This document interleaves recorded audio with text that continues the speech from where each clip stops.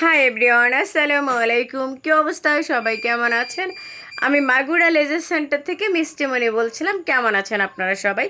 তো আমি আজকে যে ভিডিওটা নিয়ে চলে আসলাম সেটা হচ্ছে ভাবি বোন আপুদের জন্য। সেটা হচ্ছে যাদের নর্মালি বেবি হওয়ার কারণে জরায়ুর মুখ ঢিলা হয়ে গেছে, হ্যাঁ লুজ হয়ে গেছে, তো তাদের জন্য এই বিশেষ মানে ভিডিওটা নিয়ে চলে আসলাম। সেটা হচ্ছে জরায়ুটা টাইটিং করা হয় মাগুরা লেজার সেন্টারে।